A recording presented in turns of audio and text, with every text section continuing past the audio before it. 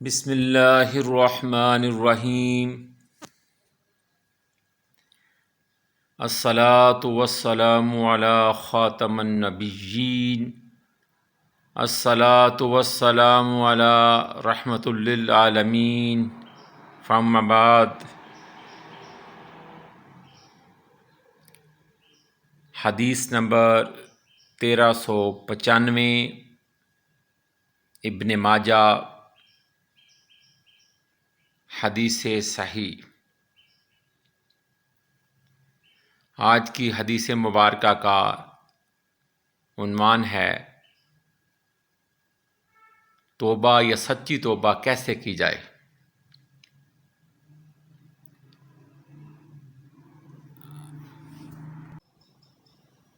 اللہ اور اللہ کے رسول نے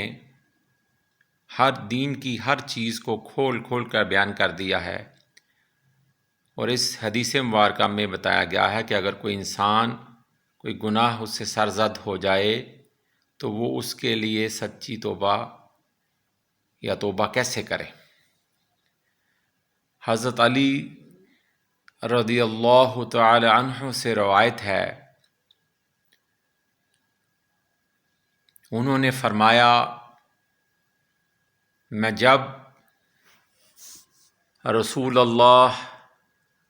صلی اللہ علیہ وآلہ وسلم سے کوئی حدیث سنتا تھا تو اللہ تعالیٰ نے مجھے اس سے جو فائدہ دینا ہوتا دے دیتا، اور جب مجھے کوئی اور آدمی نبی کریم صلی اللہ علیہ وآلہ وسلم کی حدیث سناتا تو میں اس سے پہلے قسم لیتا، اگر وہ قسم اٹھاتا تو میں اس پر اعتبار کر لیتا۔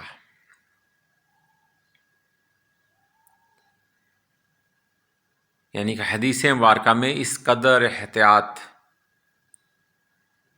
برتتے تھے حضرت علی رضی اللہ تعالی عنہ، مولا علی شیر خدا۔ حضرت علی فرماتے ہیں، اور حضرت ابو بکر رضی اللہ تعالی عنہ نے مجھے ایک حدیث سنائی، اور حضرت ابو بکر رضی اللہ تعالی عنہ نے سچ فرمایا، یعنی کہ آپ ان کی سچائی اور صدیقیت اور ان کی نبی کریم صلی اللہ علیہ وسلم کے ساتھ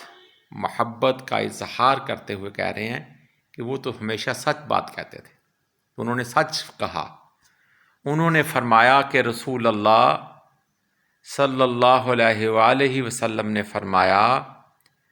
جو بھی شخص کوئی گناہ کر لیتا ہے، پھر اچھی طرح وضو کر کے 2 رکعت نماز پڑھتا ہے اور اللہ سے بخشش مانگتا ہے تو اللہ اسے ضرور بخش دیتا ہے۔ یعنی اگر اس نے کوئی گناہ کیا اور پھر وہ اس کو اس گناہ کا پچھتاوا ہوا تو وہ اللہ کے حضور اس کو مانے اور اس کے بعد آنسو بہائے اور توبہ کرے تو اللہ اس کی توبہ قبول کرتا ہے۔